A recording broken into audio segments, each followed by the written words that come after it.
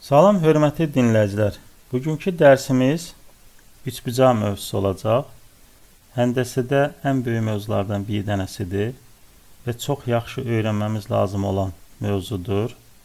Çünki burada öyrəndiyimiz qaydalar bundan sonra həndəsədə keçdiyimiz digər mövzularda da istifadə olunacaq. İndi üçbucaq nə edilir? Müstəvi üzərində bir düz xətt üzərində olan 3 nöqtənin cüt-cüt birləşməsindən alınan həndəsə fiqur adlanır üçbucaq.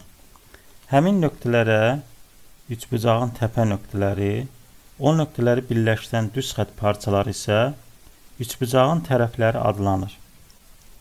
Üçbucağın tərəflərini kiçik hərflərlə də işarə edə bilərik. Deməli, burada A bucağının qarşısında duran tərəf kiçik A, B bucağının qarşısında duran B, C bucağının qarşısında duran tərəfdə kiçik C ilə işarə edə bilərik. Deməli, üçbucağın perimetri nə deyilir? Bütün tərəflərin cəminə üçbucağın perimetri deyilir. Məsələn, burada tərəfləri ardıcıl tək ədədlər olan üçbucağın perimetri 51 cm olarsa, kiçik tərəfini tapın deyə misalına baxaq.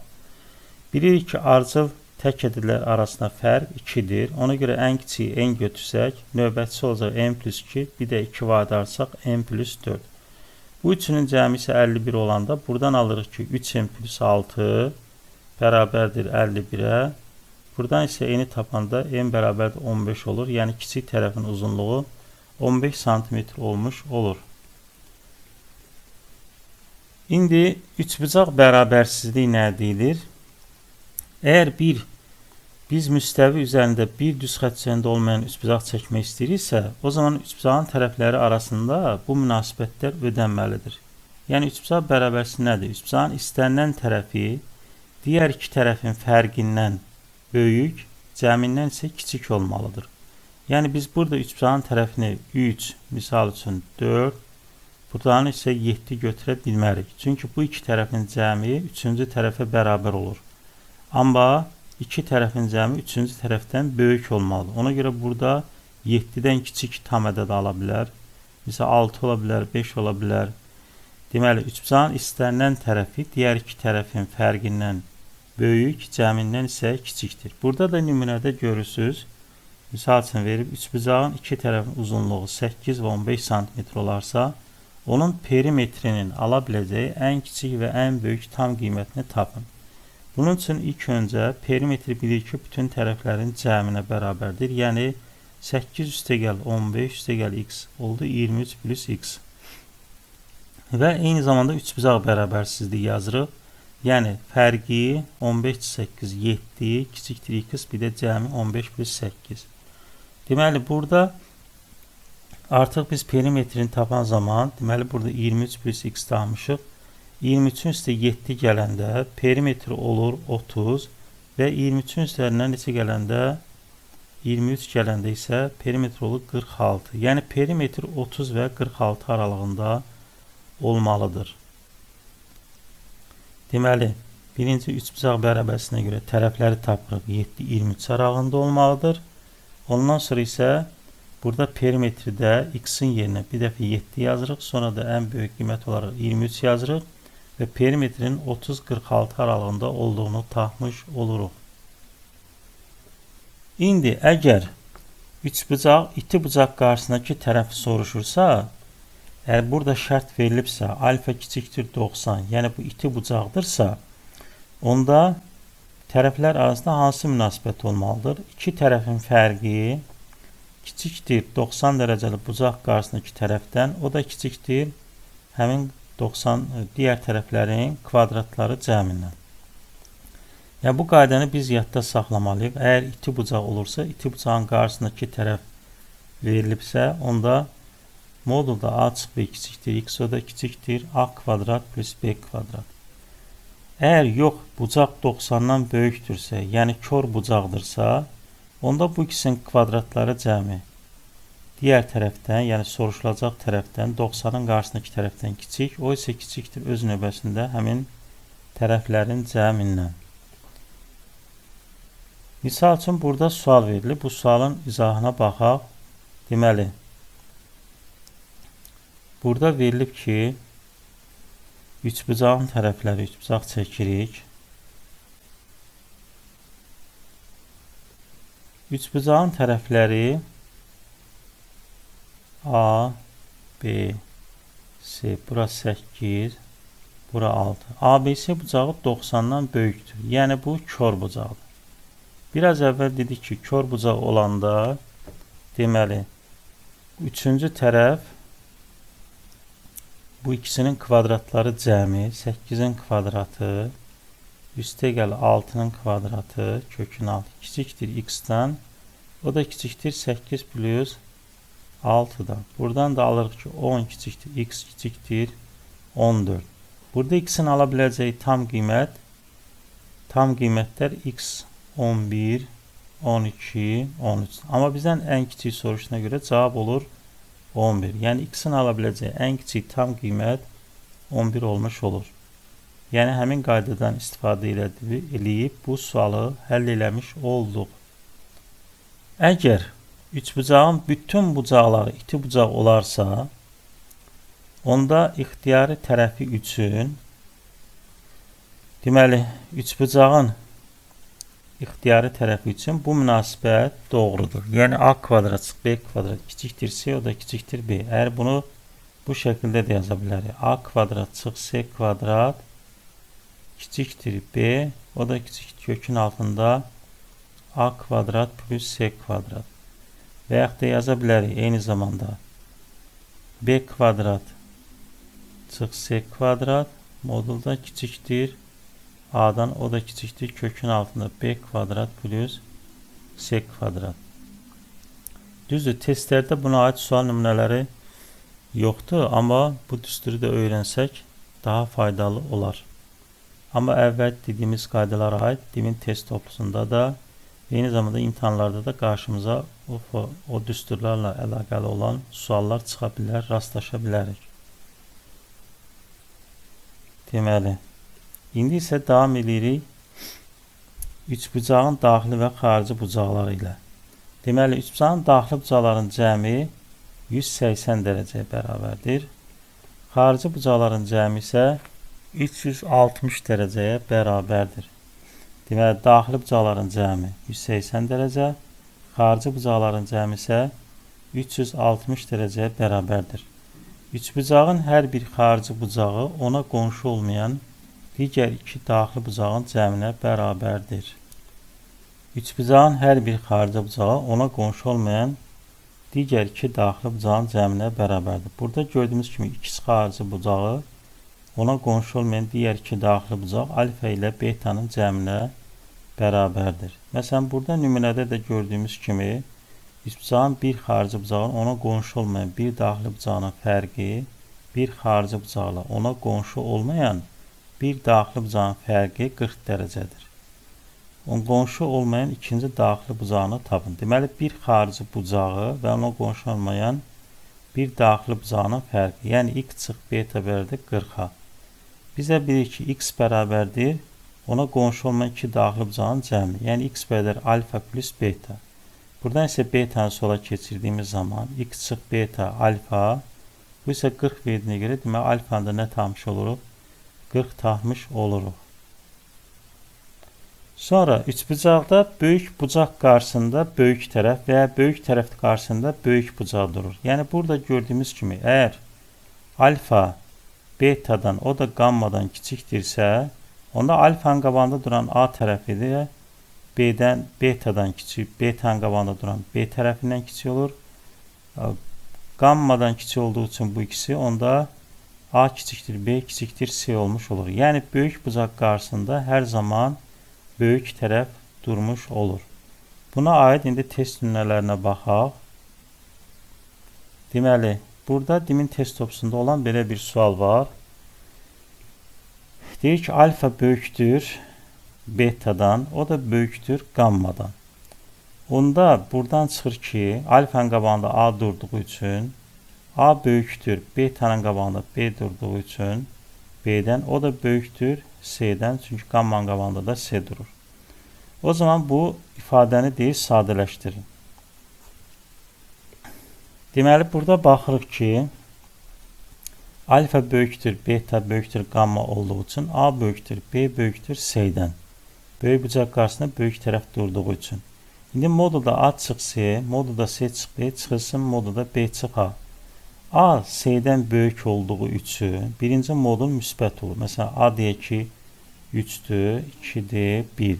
Düzdür, belə yazmağımız doğrudur. Amma aydın olsun deyə deyirəm. A 3 olanda 3 çıx 1 müsbət olur. İkincidə C 1-dir, 1 çıx 2 mənfi olur. Ona görə bunun qabağına mənfi qoyub çıxardırıq. C çıxılsın B. Üçüncüsə B çıx A.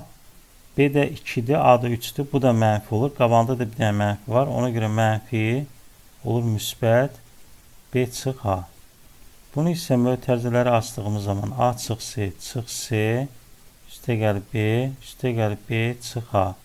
Burada A'lar islah olur. Qalır 2B çıxılsın 2C. Yəni cavab olur A bəndi. Böyük bucaq qarşısında böyük tərəf duruq xassəsindən istifadə edərək bu ifadəni sadələşdirmiş olduq.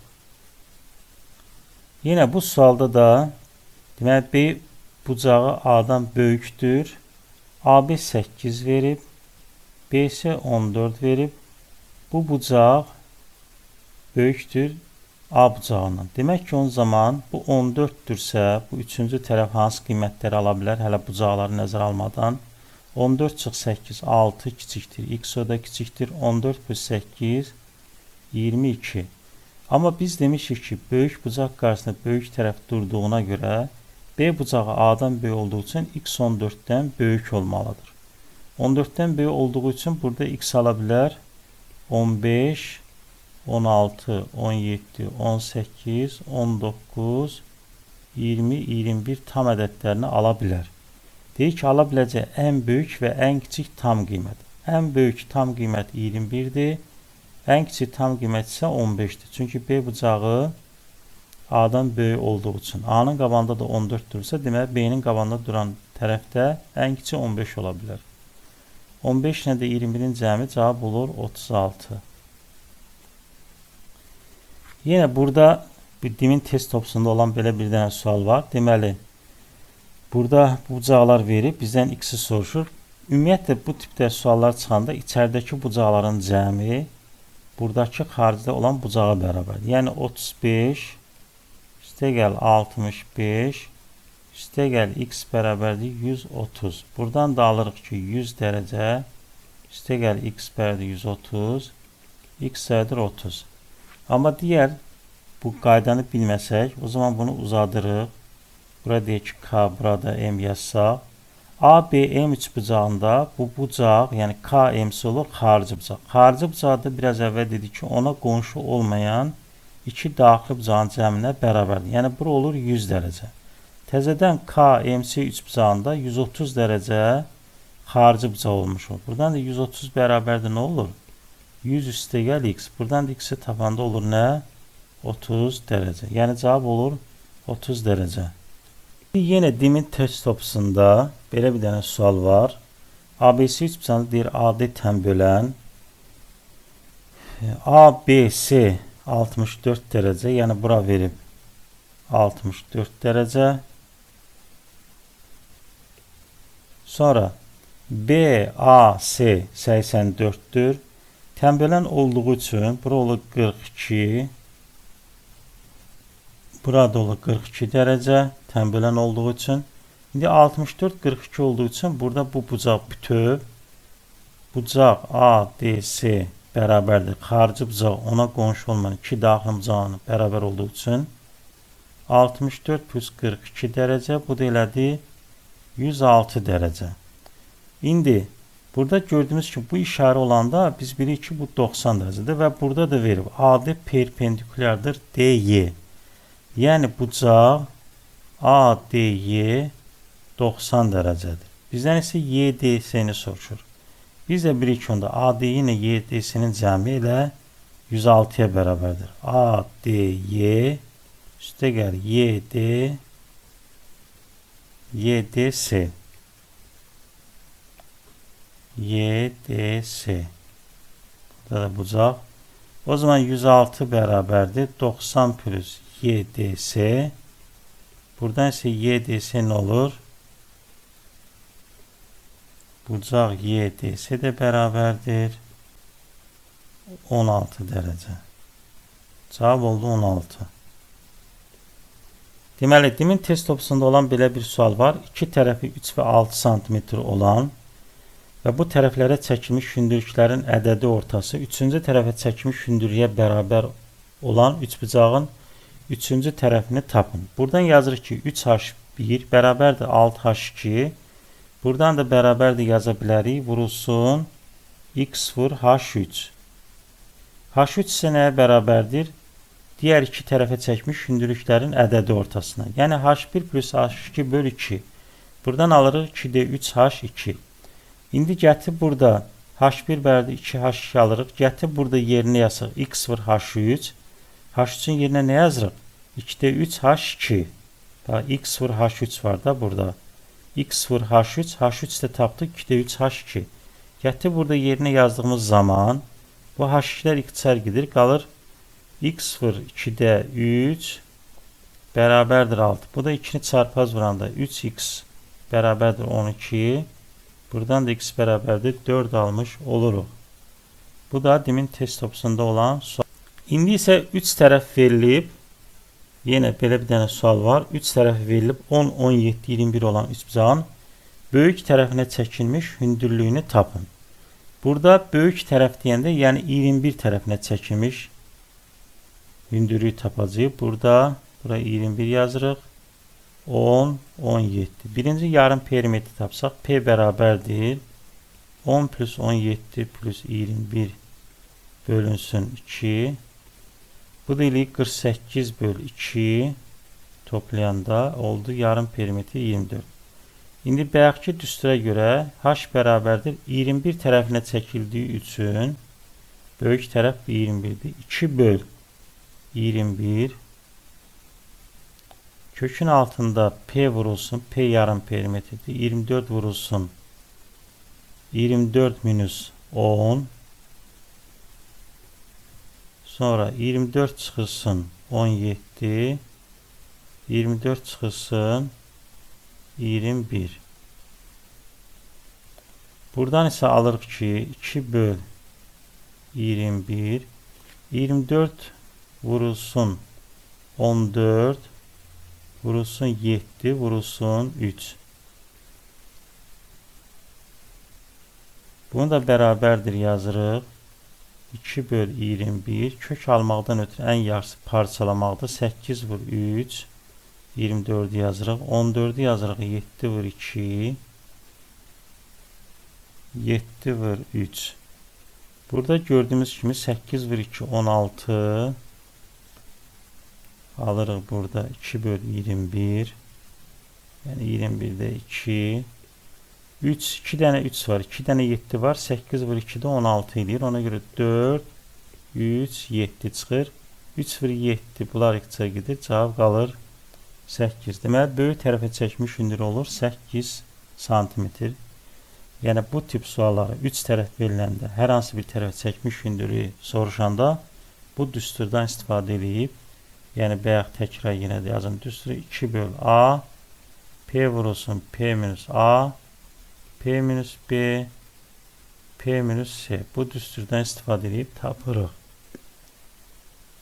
İndi isə gəlirik üçbucağın medianı. Üçbucağın medianı nəyə deyilir? Təpə nöqtəsindən çıxıb qarşı tərəfi yarıya bölən düz xətt parçası. Yəni tərəfi yarıya bölən, tərəfin orta nöqtəsinə çəkilmiş düz xətt parçası. Əgər median deyilsə burada demək ki bu məsafələr bərabər olmuş olur. Təpə nöqtəsindən çıxıb qarşı tərəfi yarıya bölən düz xətt parçası. Medianların kəsmə nöqtəsi üçbucağın daxilində olur və kəsmə nöqtəsi adlanır üçbucağın ağırlıq mərkəzi. Yəni bəzən məsələlərdə belə bir sual verir. Deyir ki, düz xətt parçaları çəkir burada. Deyir ki, onların kəsmə nöqtəsi, məsələn deyir ki, M, N, K. Deyir ki, ağırlıq mərkəzidir. Ağırlıq mərkəzi deyən kimi deyək ki, biləcək ki, onda bu AM, BM və SK mediandır. Çünki medianların kəsmə nöqtəsi ağırlıq mərkəzi adlanır. Əgər bir üçbucağın 3 tərəfi verilibsə, o zaman hər hansı tərəfə çəkmiş medianın düsturu Bu şekilde olur. Mesela A tərəfinə çəkilsəydi, burada olacaqdı 2-də 1, 2 vurulsun. Diğer iki tərəfin kvadratları cəmi B kvadrat üstə gəl C kvadrat. A tərəfinə çəkildiyi üçün çıxılsın olacaqdı nə? A kvadrat. Eğer C tərəfin olsaydı, onda burada C kvadrat olacaqdı. Yəni hansı tərəfə çəkibsə, burada həmin o tərəfin kvadratını yazmış oluruq. İndi davam edirik. Deməli, medianların kəsməsi haqqında teorem məşhur teoremdir. Üçbucağın medianları kəsişmə nöqtəsində 2/1 nisbətində 2 hissəyə ayrılır. 2/1 nisbətində. Təpə nöqtəsindən başlayaraq olur 2K. Təpə nöqtəsi, kəsişmə nöqtəsindən tərəfə qədər olur 1K. Yəni üçbucağın medianları təpə nöqtəsindən başlayaraq 2/1 nisbətində 2 hissəyə ayrılır. Burada misal üçün nümunə yazası olsaq, deyək ki, belə bir dənə üçbucaq çəkmişik və medianların kəsişmə nöqtəsi olur. Deyək ki, bura medianların kəsişmə nöqtəsi, yəni ağırlıq mərkəzi ABC MNK.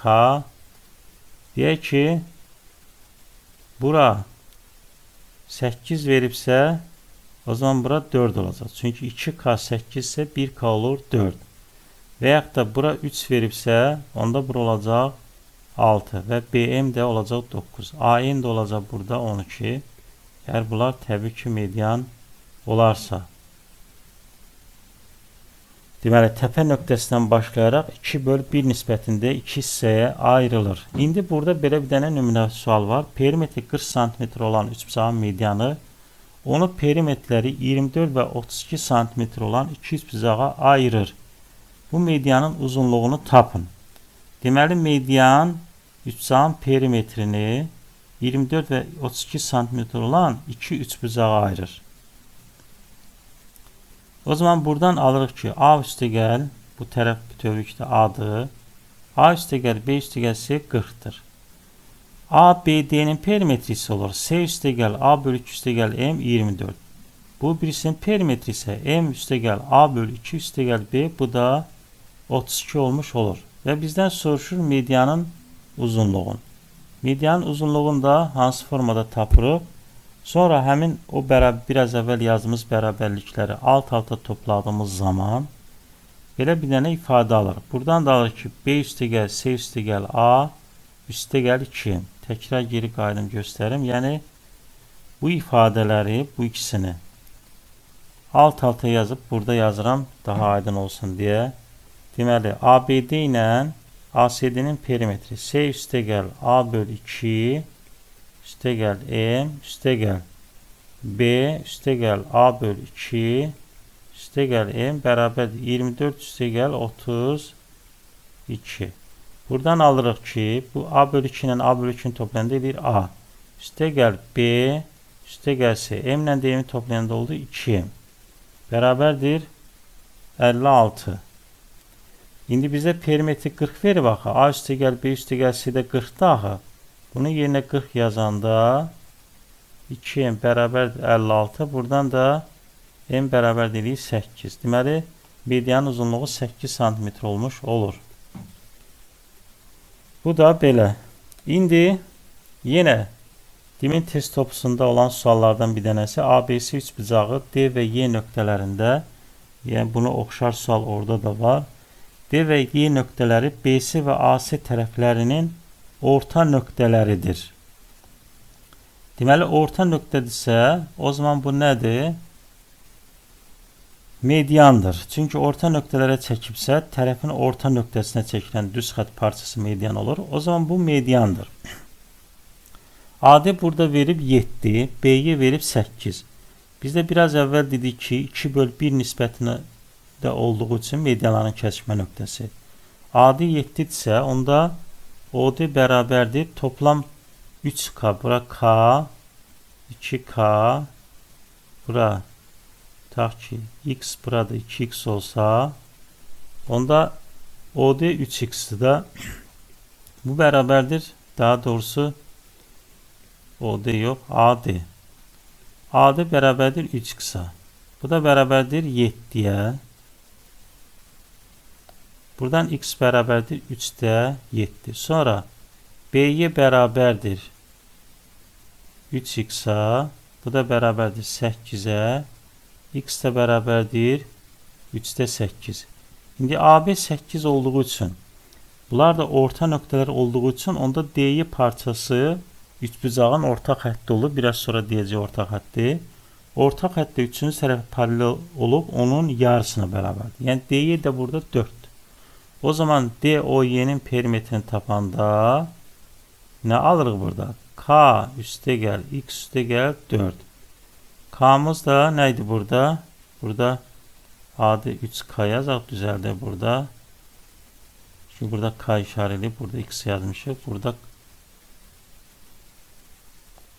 A'da K'dır, burada düzəldir K. K'mız 3'də 7'dir. X'imiz 3'də 8'dir. Üstə gəl 4. Bu da 15 bölü 3. 3'də 15. Üstə gəl 4. Bu da 5 plus 4 ilədir. Cavab 9. Demin test topusunda da eyni bu tipdə sual var. Onu da bu nümunəyə baxıb yaza bilərsiniz. Deməli, onda PDOY üçbucağının perimetri 9 cm olur. İndi yenə burada demin test topusunda olan suallardan bir tanesi. İki tərəfi 6 və 7 cm, üçüncü tərəfə çəkilən median 4 cm olarsa, o zaman da üçbucağın üçüncü tərəfini tapın. Üçbucağı çəkirik burada. Deməli, iki tərəf 6, 7 və bura çəkilən median verilib.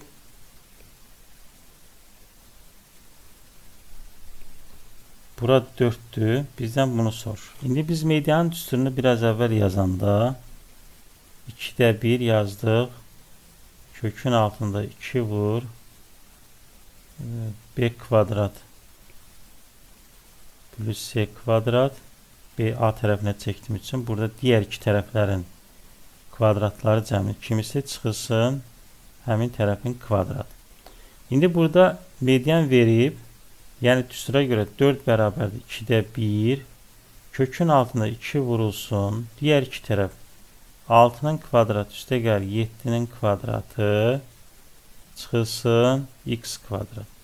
Bunu da hər tərəfə kvadratı yüksəldəndə 4 vur 2 8 64 bərabərdir 2 vurulsun 36 plus 49 çıx x kvadrat. Buradan da x kvadrat bərabərdir 49 ilə 36'ını toplayanda 85, 85'i 2'ye vuranda 170, 170'dən də 64 çıxanda qalır 106, x də bərabərdir kökün altında 106. Deməli, üçüncü tərəf kök altında 106 eləmiş oldu.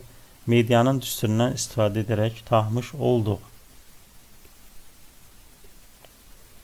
İndi gəlirik üçbucağın tən böləninə. Tən bölən nə edilir? Üçbucağın təpə nöqtəsindən çıxıb həmin təpədəki bucağı yarıya bölən düz xətt parçası adlanır üçbucağın tən böləni. Deməli, median tərəfi bir yarıya bölürdü. Tən bölən isə tən yarı deməkdir. Yəni, həmin təpədəki bucağı yarıya bölən, təpə nöqtəsindən çıxıb təpədəki bucağı yarıya bölən düz xətt parçası adlanır üçbucağın tən böləni. Əgər bir üçbucağın üç tərəfi verilibsə, tən bölənin hesablanma düsturu budur. A tərəfinə çəkibsə 2 böl digər iki tərəflərin cəmi, kökün altında P, B, C, mötərizədə P çıx A. Hansı tərəfə çəkibsə, burada P çıx A olur. Qalan hissələrdə isə, məsələn, A tərəfinə çəksək, 2 bölünsün olacaq nə? B plus C, kökün altında olacaq P, B, A tərəfinə yenə yazmış olduq. Bunu silək. B tərəfini eləyək. A tərəfinə yazıb. B tərəfinə olsa bu da düzəldir. Buradan deməli tutaq ki, B tərəfinə olsa 2 bölünsün A plus C, P, A, C, P çıx B. C tərəfinə olsa 2 böl A plus B, P, A, B, P çıx C olacaq. Yəni bu düsturdan istifadə eləmədən də tənböləni tapa bilərik. Biraz sonra deyəcəyincə hansı qaydadan istifadə edərək tənböləni hesablaya bilərik. Bax, bu düsturdan istifadə edib, indi buna aid sual nümunələri də yazacağıq. Bu düsturdan istifadə edib, yenə əvvəlki düsturdan istifadə etmədən tənböləni tapmaq olar. Deməli, üçbucağın tənbölənini çəkdiyimiz zaman tənbölən qarşı tərəfi n və m hissəsinə bölüb, o zaman tərəflərin nisbəti bərabərdir tənbölənin böldüyü hissələrin nisbətinə. Yəni b böl c bərabərdir n böl m. Bunu eyni zamanda yaza bilərik. b böl n, yəni bunlar qarşı-qarşıya duran tərəflərin nisbəti, burada da bu tərəflərin nisbəti və yaxud da b böl c, m böl m. Yəni ya bu şəkildə gedir, b böl n, c böl m və yaxud da bu şəkildə gedir. b böl c, m böl m. Fərqi yoxdur, hər iki halda doğru olmuş olur. Tənasübün xassəsindən də o çıxır zaten doğru olduğu. İndi əgər tənbölən çəkilibsə, məsələn A tərəfinə tənbölən çəkibsə, o zaman tənbölən bərabərdir. Bunu kökün altında da yaza bilərik. Kökün altında b vur c, yəni tərəflərin hasili çıx, tənbölənlərin böldüyü hissələrin hasilinə m vur m. Buna aid sual nümunələrinə indi baxaq. Məsələn, bu dimin test topusunda olan sualdır. Hansı formada həll olunur, bunu göstərmiş olaq. Deməli, ABC üçbucağının adi parçası buradan tənbölən çəkirik. A, deməli, A, B, C. Burada deyirik tənbölən verib. AC 20-dir. AB 16-dır. Bu tənböləndir. Qarşı tərəfi 2-siyə bölüb. DC çıxılsın BD. Bərabərdir 2. Bunu yaza bilərik. DC bərabərdir 2 üstə gəl BD. Və yaxud da bura x desə, bura olar x plus 2. İndi tənbölənin xassəsinə görə 16 bölü 20 bərabərdir x bölü x bölü 2. Və yaxud da 16 bölü x bərabərdir 20 bölü x plus 2. Hər iki halda doğru olmuş olur. 16 bölü 20 tərəflərin nisbəti tənbölənin böldüyü hissələrin nisbətinə bərabərdir. X bölünsün x plus 2. Burada 16-nı 24-də x sayı getsə, qalar 5-də 4. Bərabərdir. X bölünsün x plus 2. Çarpaz vurduğumuz zaman 5x bərabərdir 4x plus 8. Buradansa x bərabərdir 8-ə. Bizdən BD-ni soruşurdu. BD-ni də tapmış olduq, elə 8. Deməli, bura oldu 8, bura oldu 10. İndi burada tənböləni soruşmur. Əgər tənbölənin uzunluğunu soruşsaydı, o zaman belə yazacaqdıq. Bunu tənbölən yazsa, L bərabərdir. Kökün altında 16 vur 20 çıxılsın 8 vur 10. Bu da nə edəcəkdik? Kökün altında 320 çıx 80. Bu da edəcək kökün altında 240. Bunu da istəsək, kök almaq istəsək, 24-ü yazaq. 4 vur 2 vur 3. Onu da yazaq. 2 vur 5. 2 vur 2 4 4. Demək 16. O da 4 kökdə 15. Əgər tənböləni soruşmuş olsaydı, o zaman tənbölənin uzunluğunda bu şəkildə tapmış olacaqdı. Yəni lap başda yazdığımız düsturdan istifadə etmədən bu düsturdan istifadə edib, yəni L bərabərdir kökün altında tərəflərin hasil böldüyü hissələrin hasil, bu düsturdan istifadə edib tənböləni tapa bilirik.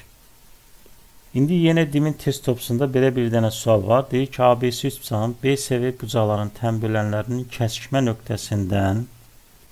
İndi dimin test topusunda yenə belə bir sual var. Deyir ki, ABC üçbucağının B və C bucaqlarının tənbölənlərinin kəsişmə nöqtəsindən üçbucağın AB və AC tərəflərini uyğun olaraq M və N nöqtələrində kəsən və BC-yə paralel düz xətt çəkilmişdir. Deməli, onda biz bunun tərəflərini qeyd edirik. A, B, C. Deməli, B və C bucaqlarının tənbölənlərinin kəsişmə nöqtəsində bu tənbölənə bu uzatsaq, tənbölənə davam edir. Tənbölənlərinin kəsişmə nöqtəsindən AB və AC tərəflərini uyğun olaraq M və AC tərəfində N nöqtələrində kəsən və BC-yə paralel düz xətt çəkilmişdir. Yəni bu M-in paraleldir nəyə? BC-yə. İndi MB 5 verib, NC də 6 verib. Bu tənbölən olduğu üçün, o zaman bu tənbölənlər bu paralel olduğu üçün, daxili çarpaz bucaqlar bərabər olduğu üçün, deməli burada beta olduğu üçün burada beta olur. Çünki daxili çarpaz bucaqlar bərabərdir. Yəni NC 6 olsun, burada bir dənə K desək, kəsmə nöqtəsi K, onda burada 6 olur. Bura 5 isə onda burada 5 olur. Çünki bizdən MN-i soruşur. MK 5 olur, KN 6 olur, MN də olur 5 üstə gəl 6, cavab olur 11. Yəni MN parçasının uzunluğunu tapmış oluruq bu qaydada. İndi yenə belə bir dənə sual var. 3 tərəf verilib. 3 tərəfə görə biz hansı tərəfə çəkilmiş, böyük tərəfinə çəkmiş tənbölənin uzunluğunu tapın deyir. 8 tərəf bura 12, böyük tərəf bura 15-dir. İndi tənbölənin xassəsinə görə 8 böl 12 bərabərdir M böl N. Və yaxud da M böl N bərabərdir 8 böl 12. Buradan alırıq ki, 8 ilə 12 4-ə ixtisar gedəndə 2 böl 3. Yəni 2K, 3K. Toplam elədi 5K. 5K 15 isə K oldu 3. Onda N'imiz 2K olduğu üçün oldu 6. M'imiz 3K olduğu üçün oldu 9. İndi əvvəldə dediyimiz tənbölənin düsturuna görə, ikinci düsturuna görə L kvadrat bərabərdir 8 vur 12, 6 vur 9. Buradan da tənböləni tapmış oldu. Elədir kök altında 42. Yəni o laf başda dediyimiz 3 tərəfə görə tənbölənin hesablama düsturundan istifadə eləmədik. İkinci tənbölənin düsturundan istifadə elədik və o düsturdan istifadə edib tənbölənin uzunluğunu tapmış olduq. İndi üçbucağın eyni bir tərəfə toxunan 2 tənbölənin arasında qalan, bir tərəfə toxunan daxili bucaq tənbölənlər arasında qalan bucaq x bərabərdir 90 plus alfa böl 2. Bunu düstur bilmədən də yazmaq olar. Deyək ki, bura verib, tutaq ki, verib 70 dərəcə. Onda burada məsələn K desək, burada M desək, onda 2K üstə gəl 2M olur 170 isə 180, 170 çıxanda 110. K plus M olur 55. Bu ikisinin cəmi 55 isə x də bərabərdir nədir? 180 çıx K plus M. Bu da bərabərdir 180 çıx 55. Bu da eləyir 125. Bunu bu şəkildə də tapmaq olar. Amma bunu düstura görə yazası olsun olur. 90 üstə gəl 70 böl 2. Bu da bərabər 90 plus 35 125. Yəni bu vaxt məsələsinə görə bilməniz faydalıdır. Xarici bucağın tənbölənləri arasında eyni bir tərəfə toxunan xarici bucaqların tənbölənləri arasında olanda isə 90 çıxılsın alfa böl 2-dir. Yəni bu təpədəki bucağın yarısı. Deməli, daxili bucaq olanda 90 plus təpədəki B bucağının yarısı. Xarici bucağın tənbölənləri arasında bucağı deyəndə isə 90 çıxılsın B bucağının yarısı. İndi eyni bir təpədən qarşı tərəfə həm hündürlük, həm tənbölən, həm də median çəkilibsə, onlar arasında hansı münasibət doğrulur? H kiçik bərabərdir L, o da kiçik bərabərdir M. Bunlar nə vaxt üst-üstə düşər? Bərabər tərəfli üç bucaqda, bir də bərabər yanlı üç bucaqda oturacağa çəkilərsə. Biraz sonra bərabər yanlı üç bucağı keçəcəyik. Əgər bərabər yanlı üç bucaqda oturacağa tənbölən median hündürlüyü düşübsə, bunlar üçü də bir-birinə bərabər olur. Və bərabər tərəfli üç bucaqda bütün tərəfləri çəkmiş tənbölən median hündürlük üçü də bir-birinə bərabər olmuş olur. Düzbucaqlı üç bucaqda isə düz bucağın təpəsindən qarşı tərəfə həm hündürlük, həm tənbölən, həm də median çəkib. O zaman bunların arasında qalan bucaq, deməli, hündürlüklə tənbölən arasında qalan bucaq iti bucaqların fərqinin yarısı. Tənbölənlə median arasında qalan bucaq yenə tənbölənlə median arasında qalan bucaq yenə iti bucaqların fərqinin yarısı. Hündürlük ilə median arasında qalan bucaq isə elə oturacaqdakı, daha doğrusu iti bucaqların fərqi olmuş olur. Ya bunu düsturu bilmədən də hesablayıb tapmaq olar. Yəni bu elə çox çətin bir sual deyil. Məsələn burada nümunə olaraq yazası olsaq, deyək ki bu 90'dır. Hündürlük verib, deyək ki bu da mediandır. Məsələn bu 30'dursa median hipotenuzu yarıya böldüğüne göre burada 30 olur, bura 60 olur, burada təzədən 30 olur. Burada mesela 60 olsun. Əslində qayda nə idi? 60 çıx 30. Amma biz burada özümüz də tapmış olduq ki, yəni bu 30 olanda bura olur 60, 90, burada qalır 30. Bir dənə də fərqli bir dənə bucaqla yazaq, biraz daha sərgəli şəkildə yazıb. Misal üçün deyək ki, deməli belə bir dənə sual verib, deyək ki bu 90'dır, bura 70'dir, bu bir bucaqda olur 20, bu tənbölən, bu da h-dır. İndi tənbölən bilirik ki, bucağı yarıya bölür. O zaman bura olur 45, 45. Burada olur, xarici bucaq olduğu üçün 45, 20, 65. O zaman artıq bucağı tapa bilərik. Çünki bu hündürlükdür.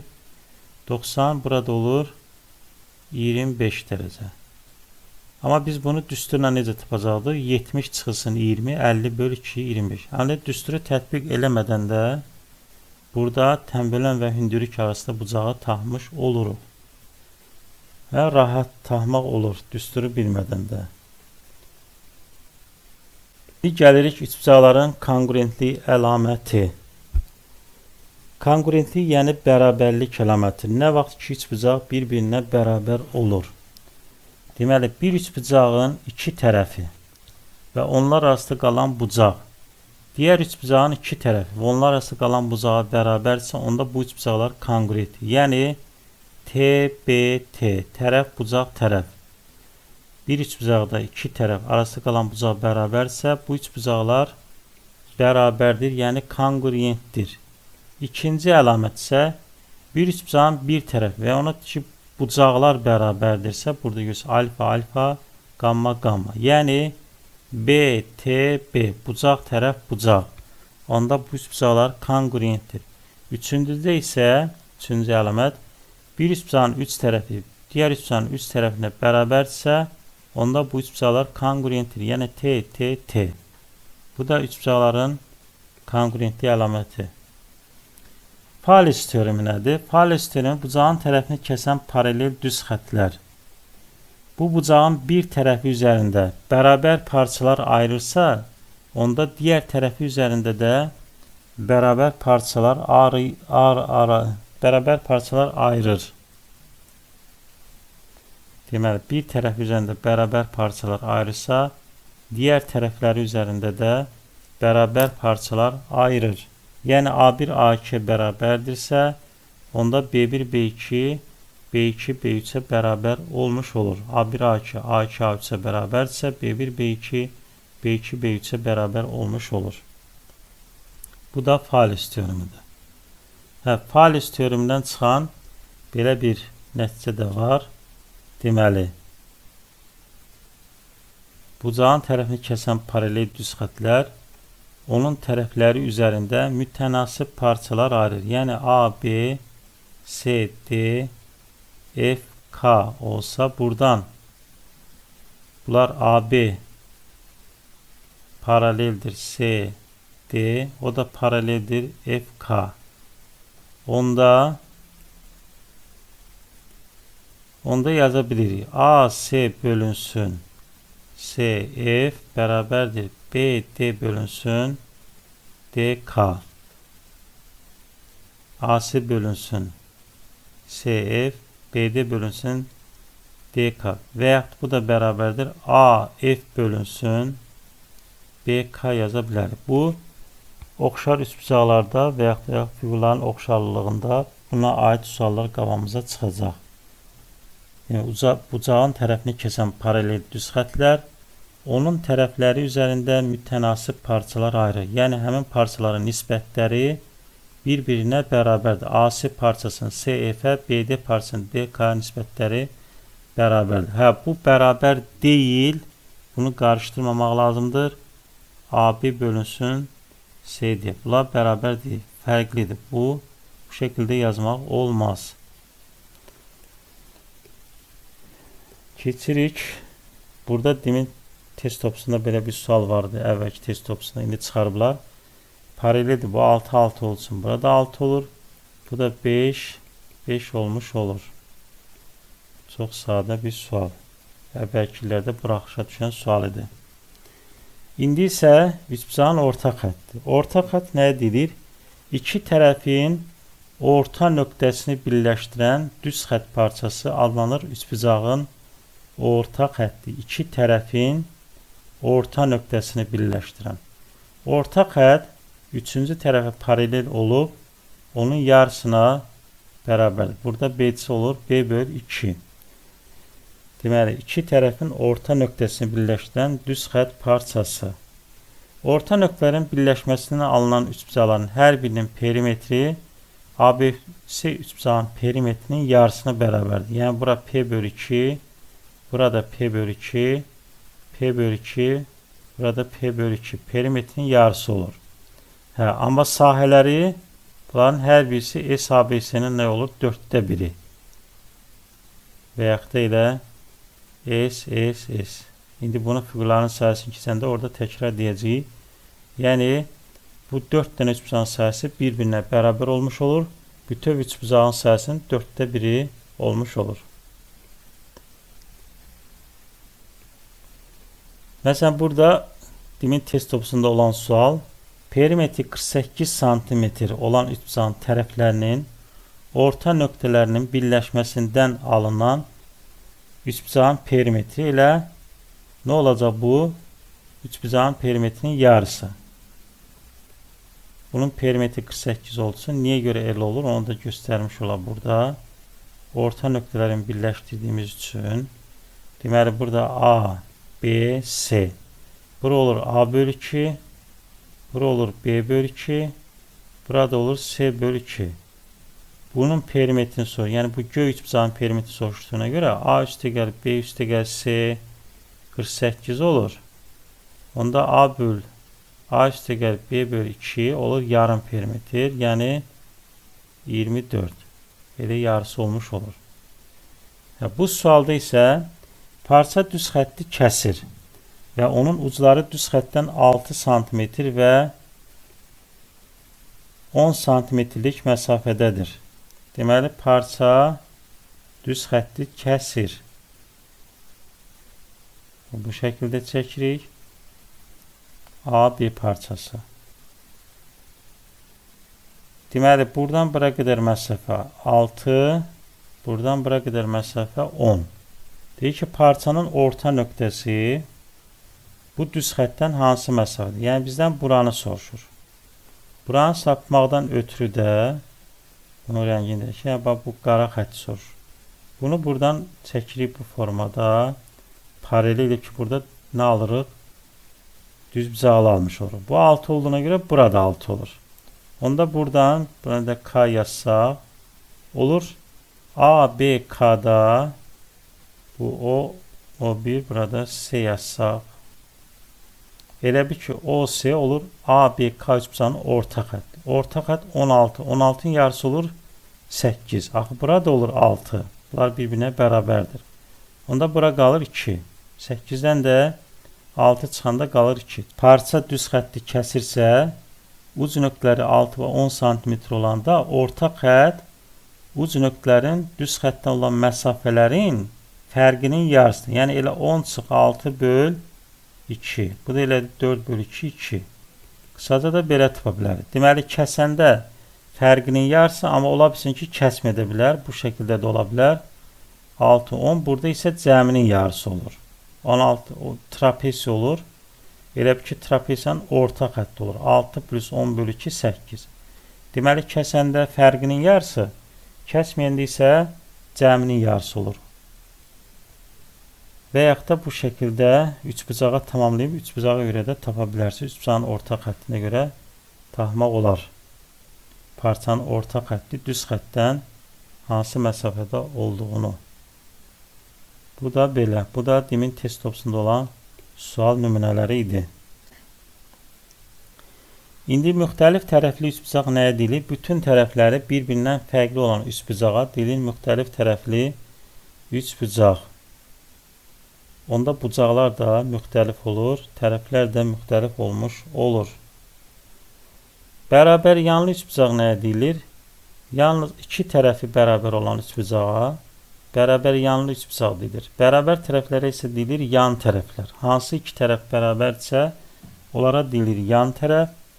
Digər tərəf isə oturacaq adlanır. Bərabər yanlı üçbucaqda oturacağı bitişik bucaq 30 dərəcədirsə, onda təpə bucaq olur 120 dərəcə. Təpə bucağı 120 dərəcə olanda oturacaq yan tərəfin kök altda 3 mislinə bərabərdir. Bərabər tərəfli üçbucaqda oturacağı çəkmişikdən bölən median hündürlük üçü də bir-birinə bərabər olmuş olur. Deməli, yadda saxlamaq lazım ki, bərabər yanlı üçbucaqda təpə bucaq 120 dərəcəsə oturacaq yan tərəfin kök altda 3 misli olur. Onu biraz sonra düzbucaqlı üçbucağa keçəndən sonra niyə görə olduğunu deyəcəyik. Amma burada da izah edə bilərik. Bura 30 olur. 30-un qarşısındakı katet hipotenuzun yarısı olduğu üçün hündürlüyü olur A bölü 2. Bura olur 60 dərəcə. Çünki 120-nin yarısı tənbələn olduğuna görə A, B, S, H. Bura olur 60'ın qarşısındakı katet diğer katetin kök altda 3 misli olduğu için A kökdə 3 bölü 2. Burada A kökdə 3 bölü 2. Bunu da toplayanda bizə A kökdə 3'ü vermiş olur. Yəni bunu əzbərləmədən buradan tapmaq olur. Hündürlük çəkib çıxartmaq olur. Oturacağın nəyə bərabər olduğunu. Burada indi məsələn verib demin test topusunda olan sualda deyir ki, oturacaq 12 kökdə 3'dür. Təpə bucağı 120'dir. Deməli onda tərəf olub 12. Ki oturacaq 12 kökdə 3 olubsa, deməli yan tərəf 12 olub ki, onun kök altda 3 misli 12 kökdə 3 alınıb. Yenə burada bərabər yanlı üçbucağa aid sual nümunəsi var. Deməli ABC üçbucağında BC ilə AC bərabərdir. Yəni bu tərəflər bərabərdir. Onda bu ABC bucağı ilə ACB bucaqları bir-birinə bərabər olur. Və burada yazır ki, BD ilə də DC bərabərdir. Onda təpə bucağı 130 ise bunların hər birisi 25 olar. 180 çıx 30 bölü 2, 25. Onda buradan ABC bucağı oldu 55. Bizdən soruşur DCA-nı 55 olduğu için toplam 55'te 30, 25, 55. Onda bura qalır elə 30 dərəcə. Cavab oldu DCA 30 dərəcə. Rahat sualdı. Sadəcə bərabər yanlı üçbucağa aid nümunə olsun deyə bunu bura salmışdıq. Keçirik. İndi demin test topusunda olan belə bir dənə sual var yenə. Burada deyir ki, ABC üçbucağında AB bərabərdir AC, BK bərabərdir A çıx B. Bunları yerinə yazaq. Deməli AB bərabərdir AC. Bunlar hər birisi B'dir.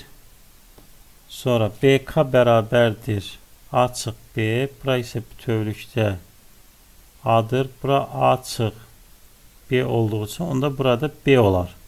Çünki A çıx B ilə B'ni toplasa bizə A'nı verir. Onda buradan çıxır ki AB bərabərdir AC. O da bərabərdir SK. İndi BAK verir bizdə 15 dərəcə. Bunu yazırıq 15 dərəcə. Bura alfa desək, burada alfa olar. Çünki BA ilə AC bərabərdir. Onda bura beta desək, burada beta olar. Buradan alırıq ki, üçbucağın daxili bucaqların cəmi 180 dərəcə olduğu üçün 2 beta üstəgəl alfa bərabərdir 180. Üçbucağın xarici bucağı ona qonşu olmayan iki daxili bucağın cəminə bərabər olduğu üçün beta da bərabərdir alfa üstəgəl 15 dərəcə. Xarici bucaq ona qonşu olmayan iki daxili bucağın cəminə bərabərdir. Yəni burada beta BAK üçbucağında xarici bucaqdır. Bizdən BCA-nı soruşduğuna görə, yəni alfanı tapsaq, məsələni həll eləmiş oluruq. Onda betanı yerinə yazıram. 2 vurulsun alfa plus 15 üstəgəl alfa bərabərdir 180. Bu da 2 alfa üstəgəl 30 üstəgəl alfa bərabərdir 180 dərəcə.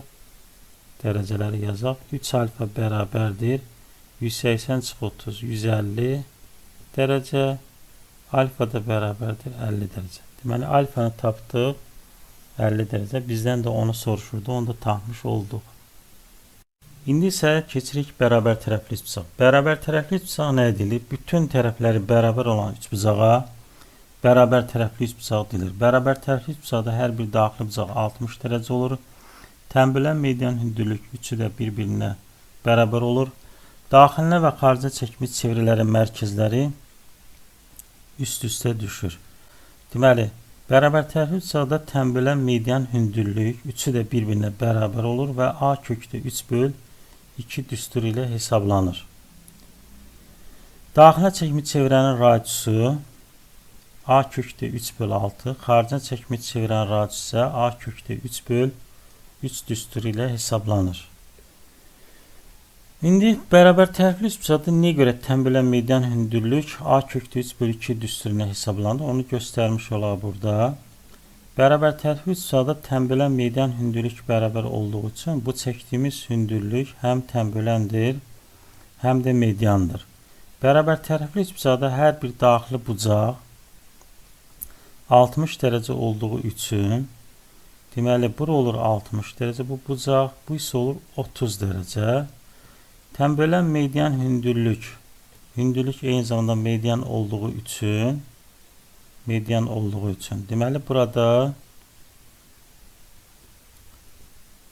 tərəf A olduğu üçün bura olur A bölü 2 İndi düzbucaqlı üçbucaqda keçəndə deyəcək 60-ın qarşısındakı katet olur. Məsələn A, B, H üçbucaq düzbucaqlı üçbucağında H olur katet və hansı katet olur? 60 dərəcəli bucaq qarşısındakı katet. 60 dərəcə bucaq qarşısındakı katetdə H bərabərdir. Digər katetin kök altı 3 misli olsun. A kökdə 3 böl 2. Bu hündürlük A kökdə 3 böl 2 olanda bu eyni zamanda həm median həm də tənbələn olduğu üçün deməli hər üçü A kökdə 3 böl 2 düsturu ilə hesablanır. İndi burada daxilə və xaricə çəkmiş çevrənin radiusları nəyə bərabərdir? Bunu məsələn biz buradan hündürlüyə tamamlasaq, bu kəsişmə nöqtəsi olur. Tənbələn median hündürlüklərin kəsişmə nöqtəsi. Buradan bura qədər R bu O nöqtəsi yazsaq, BO da olur böyük. Deməli, burada H desək, OH da olur kiçik. Deməli, onda hündürlük nəyə bərabərdir? Daxilə və xaricə çəkmiş çevrənin radiusuna bərabərdir. İndi, biz bura olur A bölü 2, onda bu olur hipotenuz A, O olur hipotenuz, 30'un qarşısındakı katet, deməli, 30'un qarşısındakı katet R-dir.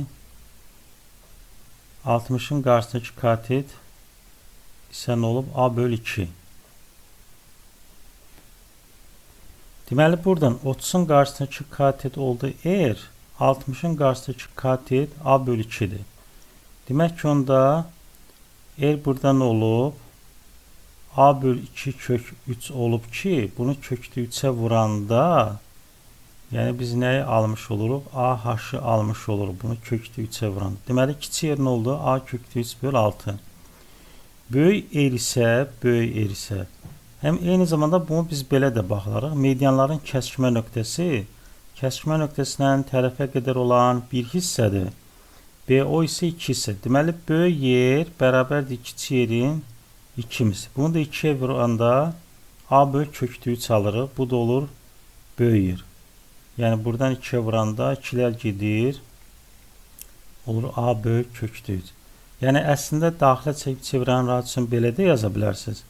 Xaricdən çəkib çevirənin radiusunu belə yazmaq olar. Bunu kökdə 3'e vuranda bu alınır. Bunu da kökdə 3'e vuranda irrasiondan, yəni məxrəci qutaranda alır A kökdə 3 böl 6. Deməli bu medianların kəsmə nöqtəsi olur. Demək böyük yer olur. H-ın 3'də 2 hissəsi, kiçik yer olur H-ın 3'də 1 hissəsi. Onda buradan tapırıq ki, böyük H eyni zamanda nəyə bərabərdir? Kiçik yerin 3 mislinə bərabərdir. Çünki median olur axı burada. H median hündürlükdən bölən. Medianların kəsmə nöqtəsindən tərəfə qədər olan 1 hissə idi. Təpə nöqtəsindən medianların kəsmə nöqtəsinə qədər 2 hissə idi.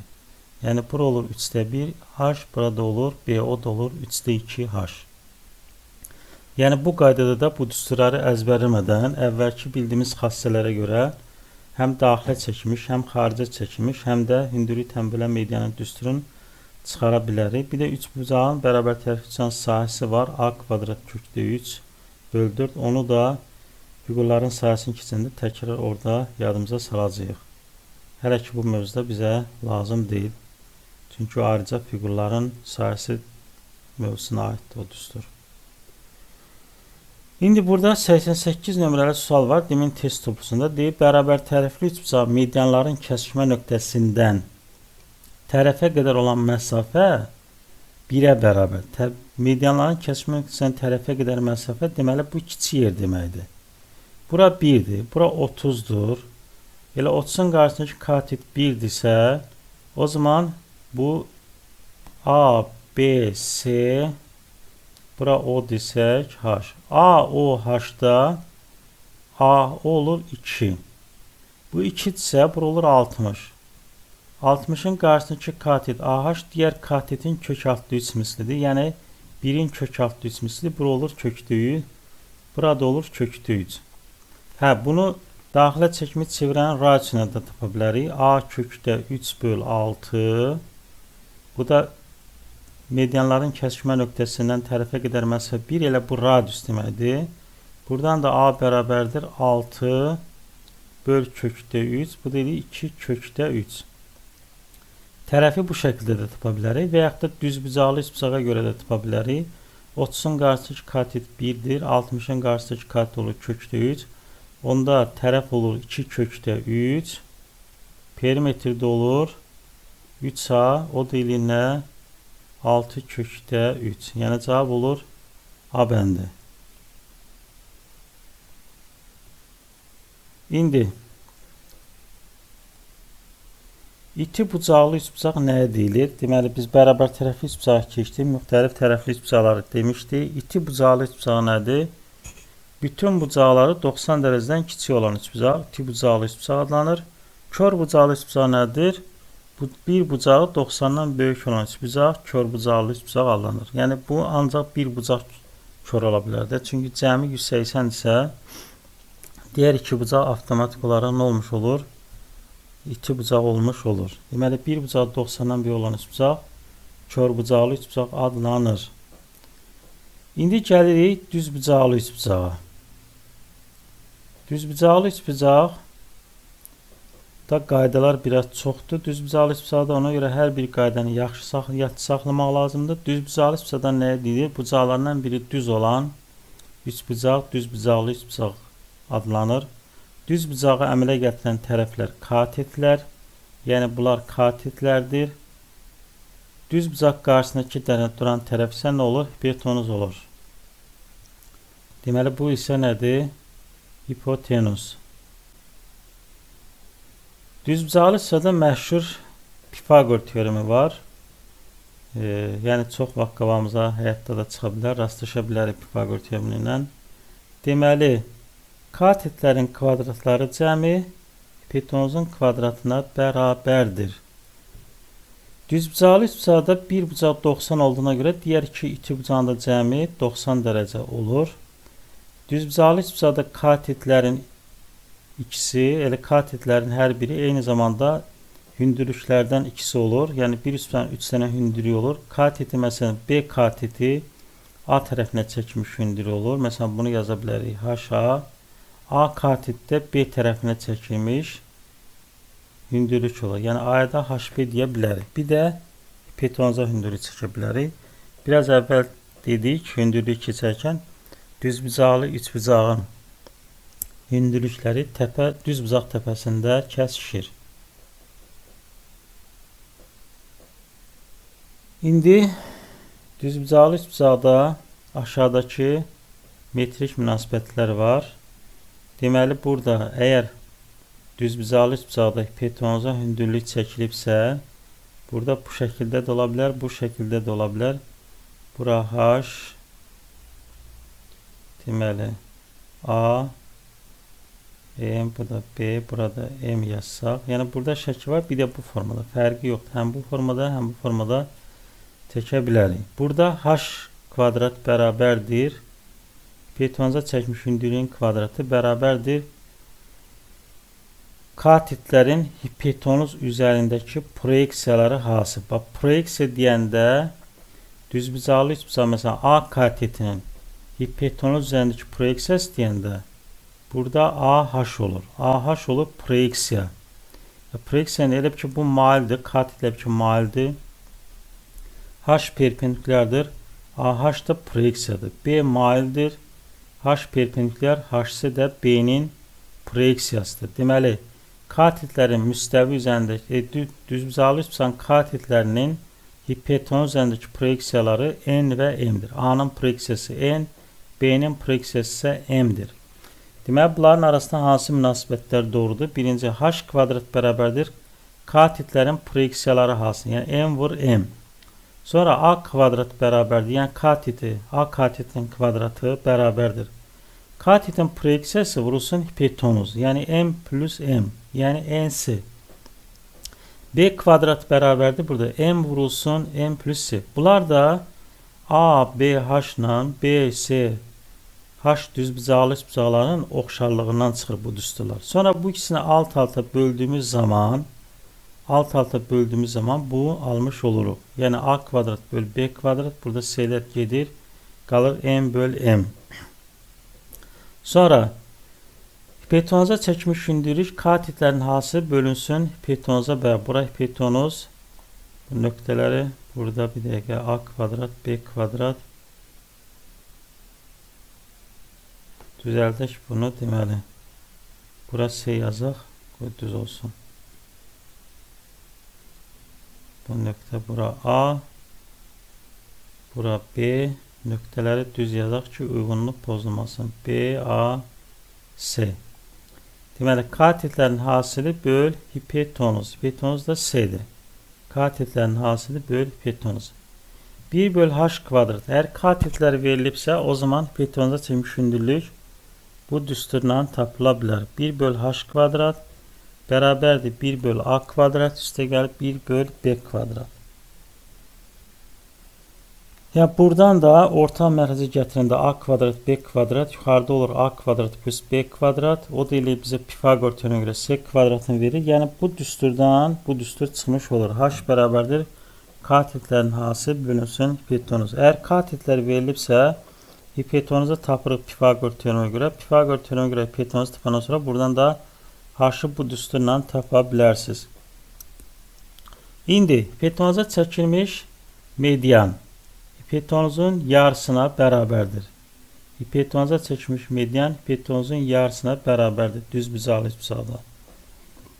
Hündürlüyün də tapılma düsturu həm bu ola bilər, həm bu ola bilər, həm də bu düstura görə tapa bilər. Amma təbii ki, bu hipotenuza çəkmiş hündürlük. Digər hündürlüklərdə onsuz da elə katitlər olur.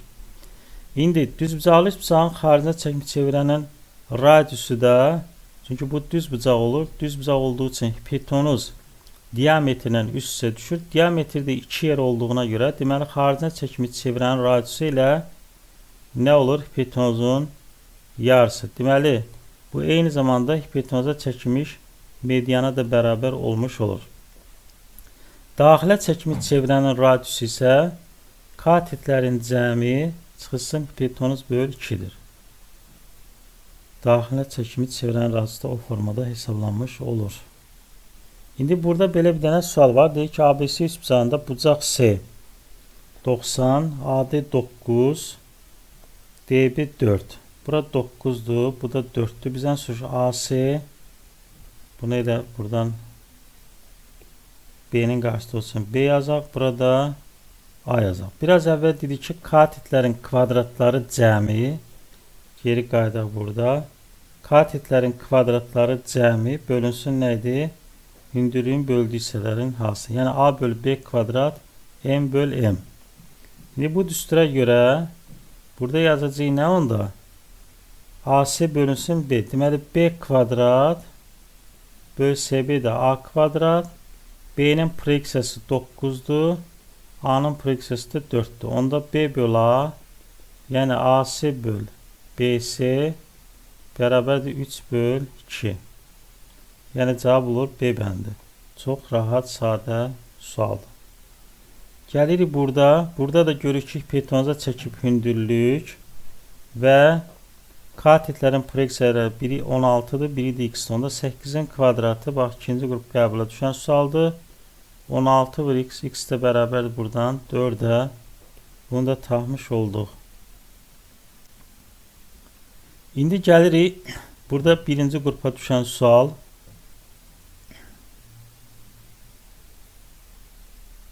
Bunu necə həll edirik? Deməli, burada ABC üçbucağında AB bərabərdir 2 kökdə 5, BC bərabərdir 6 və 10 nöqtəsində kəsişən AD və BY medianları perpendikulярdır. Bunlar da perpendikulярdır. Bunlar medianlar olduğu üçün 2 bölü 1 nisbətində olur. Bura x deyirəmsə, bura 2x, bura 2y-dirsə, bura olur y. Çünki təpə nöqtəsindən başlayaraq 2 bölü 1 nisbətində 2 hissəyə ayrılır.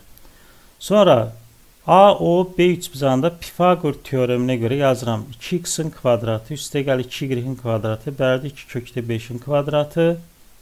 Sonra yazıram x kvadrat üstə gəl 2y kvadrat və yaxud da y kvadrat üstə gəl 2x kvadrat. Bizdən A-yeni soruşur. Hələ A-yı burada məlum deyil. Ona görə yazırıq 2x kvadrat üstə gəl y kvadrat. O da bərabərdir. Bu 6 verilsin 3 olur. Yəni 3'ün kvadratı. Bunları kvadrata yüksəldirik. 4x kvadrat üstə gəl y kvadrat. 4x kvadrat üstə gəl 4y kvadrat.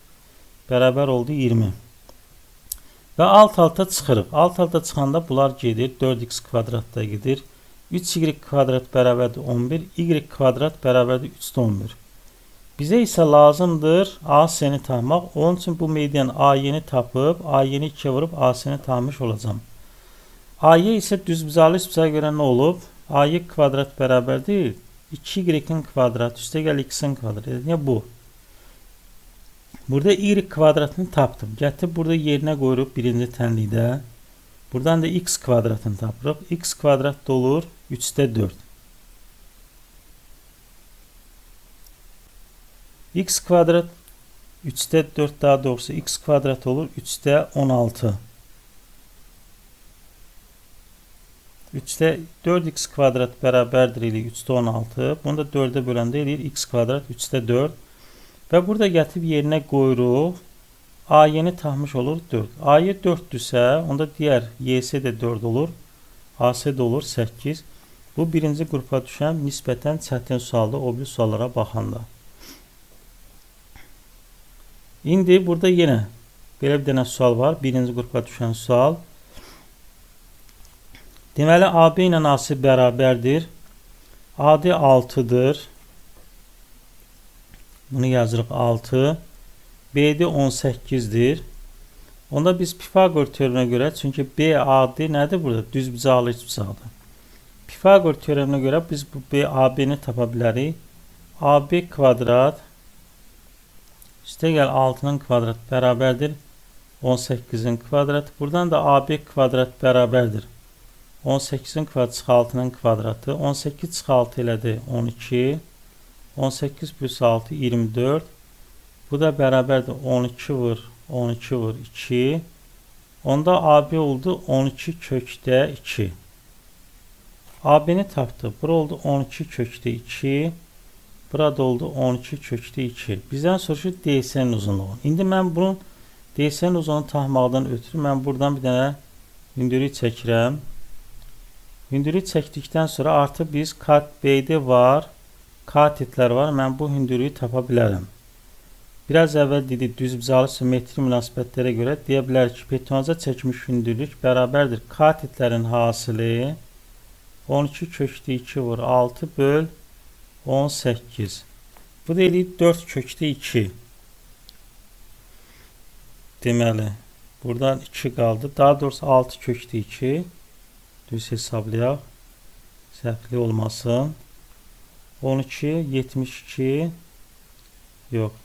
6 ilə 18, 3 yeri 4 kökdə 2 düz tapmışdıq. Deməli, oldu h 4 kökdə 2. İndi yenə bu h olduğu üçün Pifagor teoreminə görə bura mən x desəm, h kvadrat üstə gəl x kvadrat bərabərdir 6'nın kvadratı. H kvadrat elədi neçə? 32 üstə gəl x kvadrat bərabərdir 36. X də bərabər elədi. X kvadrat 4. X də elədi 2. İndi biz bilirik ki buranı tapdıq. X oldu 2. Onda bura oldu 16. Burada 2. Axı bərabər yanlı üçbucaqda AH həm də median olurdu. AH 16 tapdıq. HD də 2 tapdıq. HD'ni 2 tapdığımıza görə onda HC də 16 olur.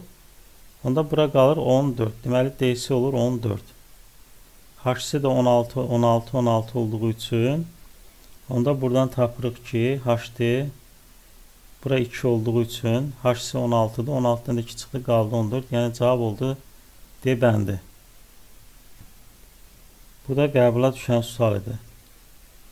İndi bərabər yanlı düzbucaqlı üçbucaq nə deyilir? Katitlər bərabərdirsə, ona bərabər yanlı düzbucaqlı üçbucaq deyilir. Bərabər yanlı düzbucaqlı üçbucaqda hipotenuz katitin kök altı 2 mislidir. Bunu əzbərləməsdə yenə Pifagor teoreminə görə hipotenuzu tapa bilərsiniz.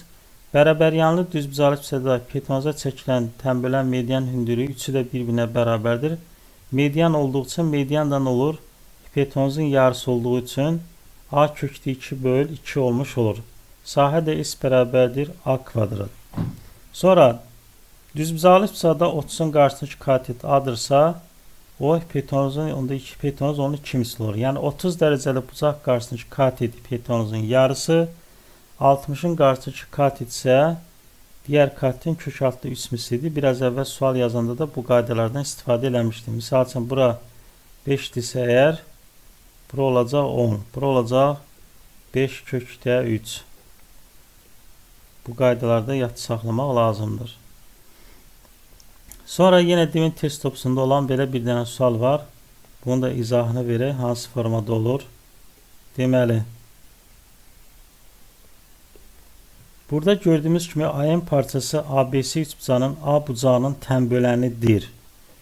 Və bucaq B 60 verib və eyni zamanda bu hündürlük və deyir ki AN bərabərdir NC. Deməli bu həm hündürlük AN bərabərdir NC olduğuna görə həm median olduğu üçün deməli bu ABC bərabər yanlıdır. Yəni bura onda bərabər yanlı üçbucaqda da oturacağa çəkilmiş tənbölən median hündürlük üçü də bir-birinə bərabər olmuş olur. Və bu bucaq 30 olduğuna görə bərabər yanlı üçbucaqda əgər bucaq 30'sa onda bunlar da 60-60 olur və bu olub bərabər tərəfli üçbucaq. Və bunlar da nə olmuş olur eyni zamanda? Tənbölən, A bucağının tənbölən olduğu üçün həm də bu median olmuş olur. İndi bizdən AM'in uzunluğunu soruşur. MC verib 5 kökdə 3 böl 3. MC 5 kökdə 3 böl 3'dürsə, onda AN də, çünki bu median olduğu üçün bunlar hamısı bir-birinə bərabər olmuş olur. Və yaxud da MC 5 kökdə 3 böl 3 olduğu üçün onda bura olur 10 kökdə 3 böl 3. Amma bizə nə lazımdır? Bizə AN lazımdır. Bunlar tərəfə ehtiyac yoxdur. 30'un qarşısındakı katit 5 kökdə 3 isə 60'ın qarşısındakı katit AN isə digər katitin kök altda 3 misli olduğu üçün bu da nə olur? Cavab 5. Kökdə 3 vur kökdə 3. 3 eləyir. 3'lər də ixtisar gedir. Qalır cavab 5. Deməli, onda AN medianı elə 5 santimetr olur. Median olduğunda niyə görə deyirik? Çünki bu hündürlük həm də median hündürlüklə median üstə düşürsə, demək bu bərabər tərəflidir. Bərabər tərəfli bərabər yanlıdır. Bərabər yanlı üçbucaqda da bir bucaq 30 olarsa, digər bucaqlarda 60-60 olur. Onda elə bu üçbucaq bərabər tərəfli üçbucaq olur. Bərabər tərəfli üçbucaqda bizdən ayımız soruşur 30, 60, 90 olsun. 30'un karşısındakı katet verib 5 kökdə 3 bölü 3. 60'ın karşısındakı katet diğer katin kök altı üsmisi olduğuna göre olur. Cevap 5. Bu da belə həll olmuş oldu. İndi uzunluğu a'ya bərabər olan düz xətt parçasının uc nöqtələri paralel düz xəttlər üzərindədir. Deməli, bu da demin test topusunda olan sualdır. Bu şəkli bu şəkildə çəkmiş oluruq. Bu AB parçası. Uzunluğu A'dır. Və onlarla deyir 60 dərəcə bucağı əmələ gətirir. Buradan hündürlüyü çəkirik. Burada yenə alırıq nə? Düzbucaqlı üçbucaq. Bizdən nə soruşub? Paralel düz xəttlər arasındakı məsafə. Məsafə deyəndə onda bu hündürlük olur. Yəni bu hər iki düz xəttdə perpendikular olan düz xətt parçası çəkirik. O da BH olur. İndi 30'un karşısındaki katet AH olur. A bölü 2. Çünkü burada hipotenuz A'dır. Bu BH olur 60'ın karşısındaki katet. Yani bizden soruştuğu bu BH'da, o da 60'ın karşısında duran tərəf olduğu için diğer katetin kök altı 3 misli. Yani A bölü 2'nin kök altı 3 misli olduğuna göre A kökdə 3 bölü 2 olur. Yani cevap olur Y bəndi. Bu da demin test topusunda olan sual idi. Bu şəkildə həll olmuş oldu. İndi yenə düzbucaqlı üçbucağa aid test nümunəsi. Deməli, deyək ki, burada düzbucaqlı üçbucağın katetlərinin hipotenuz üzərindəki proyeksiyası, bu da demin test topusunda verilən suallardandır.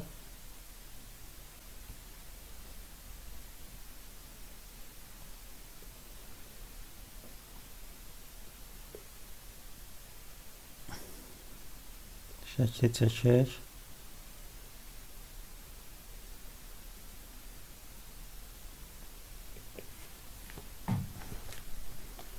Deməli,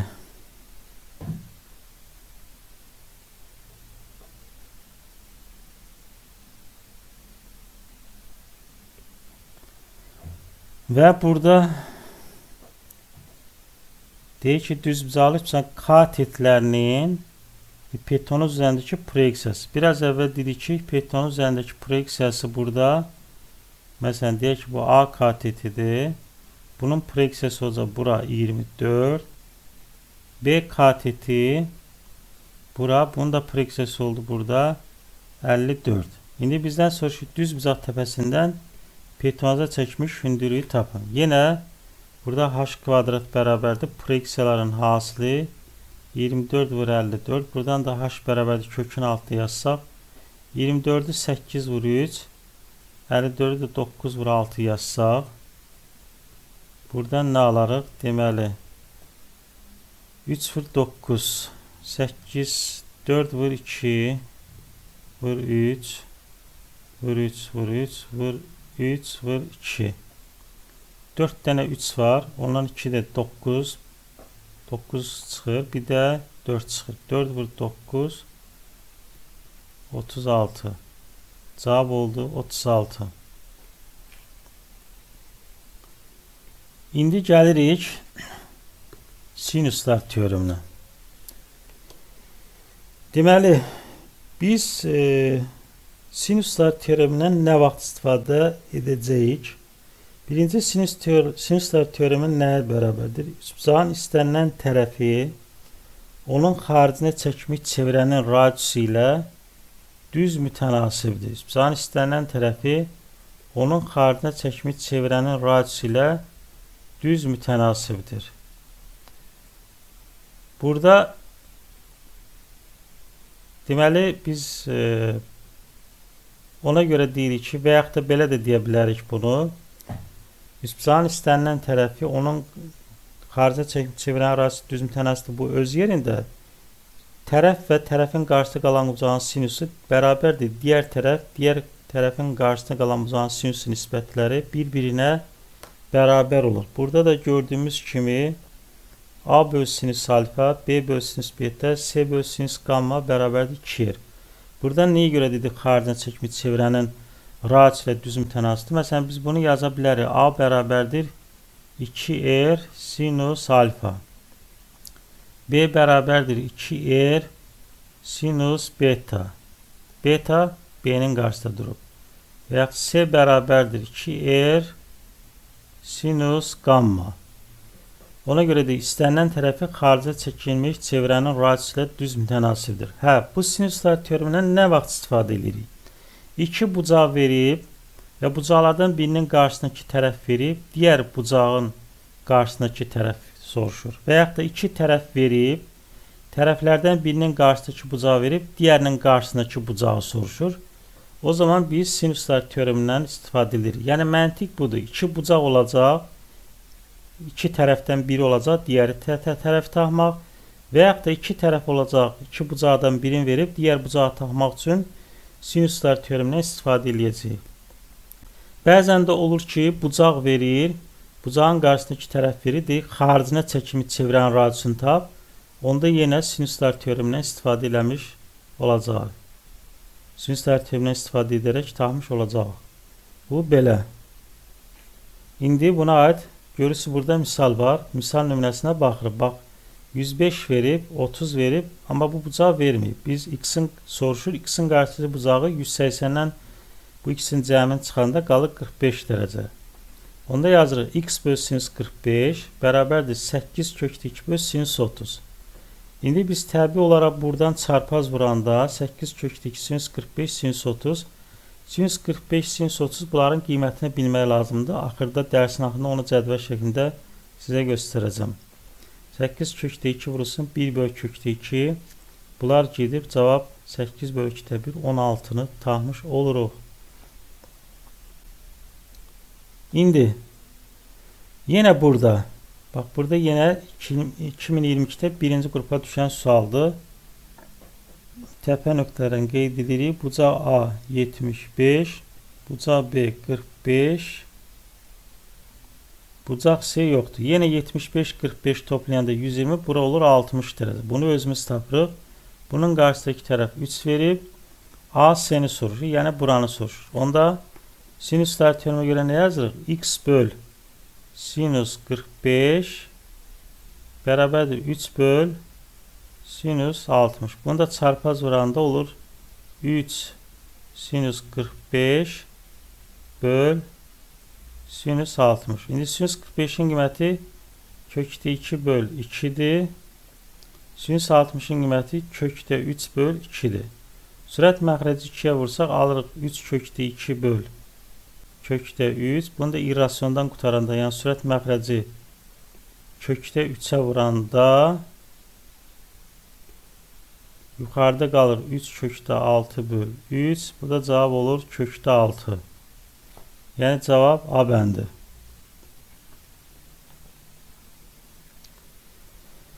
İndi isə gəlirik kosinuslar teoremi. Kosinuslar teoremindən nə vaxt istifadə edilir və kosinuslar teoremi nə edilir? Üçbucağın ixtiyari iki tərəfi və bu tərəflər arasında qalan bucaq məlum olarsa, üçüncü tərəfi tapmaq üçün kosinuslar teoremindən istifadə olunur. Kosinuslar teoremi nədir? Üçbucağın istənilən tərəfinin kvadratı üçbucağın digər iki tərəfin kvadratları cəmi ilə onlar arasında qalan bucağın kosinusu hasının iki mislinin fərqinə bərabərdir. Yəni bu bir növ biraz Pifagor teoreminə oxşayır, amma əlavə olaraq burada nə yazıb? Bu. Və yaxud da müxtəsər mod düsturu var, yəni yadda saxlamağa görə deyirəm, buna bərabər deyil. Buna oxşardır. A kvadrat çıx 2AB üstə gəl B kvadrat. Sadəcə burada nə var əlavə? Kosinus alfa var. Deməli, üçbucağın istənilən tərəfinin kvadratı bərabərdir digər iki tərəflərin kvadratları cəmi ilə. Onların hasının iki misli ilə aralarında qalan bucağın kosinusu hasının fərqi. Bundan da dediyimiz kimi nə vaxt istifadə edirik? İki tərəf arasında bucaq verərkən üçüncü tərəfi tapmaqdan ötürü. Və yaxud da üç tərəf verir. hər hansı iki tərəf arasında qalan bucağı tapmaqdan ötürü ya bu birinci düsturda da yerinə qoyub tapa bilərsiniz və yaxud da bu şəkildə də yazıb tapa bilərsiniz. Onun fərqi yoxdur. Elə burada qoyub bu düsturu əzbərləsəniz kifayət eləyir. İndi buna aid nümunə yazaq. Burada görürük ki, bax iki tərəf verib, arasına bucaq verib, üçüncü tərəfi soruşur. Onda kosinuslar teoremindən istifadə edərək bunu tapırıq. 8-in kvadratı, 12-in kvadratı, 2 vur 8 vur 12, kosinus 60. Kosinus 60 da 2'də 1'ə bərabər olduğu üçün buradan üçüncü tərəfi tapmış olduq.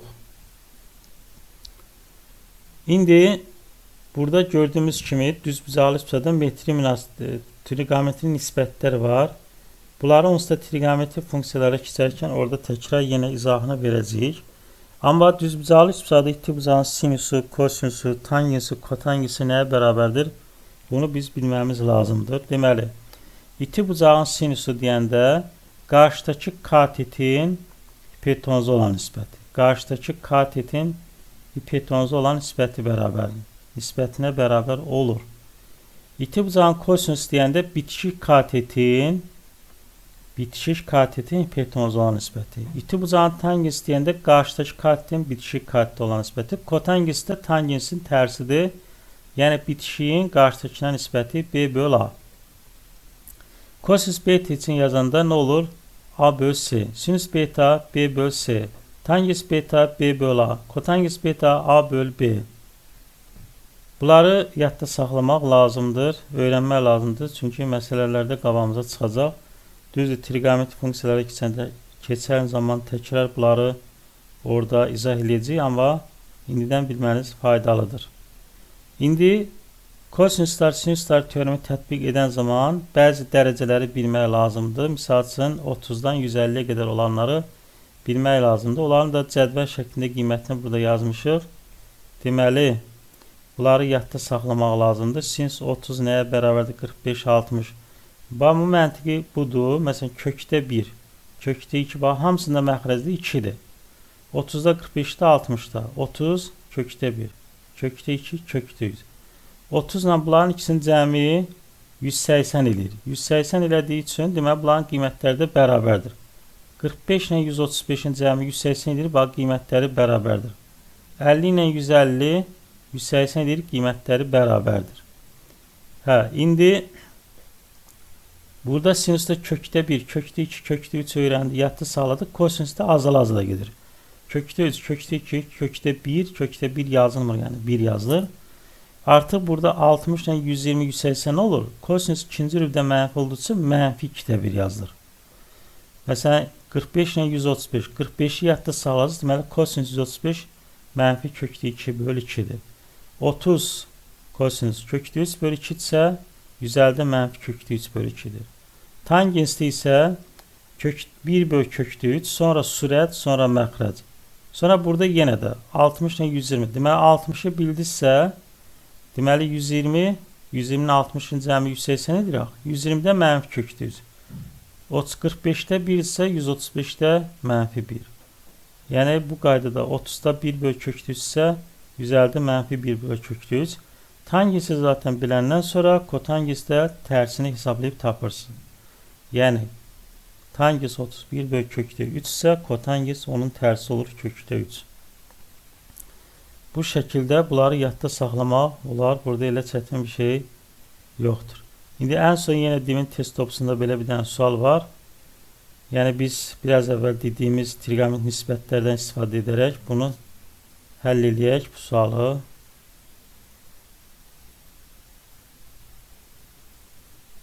Deməli, burada verib ki, AB bərabərdir AC.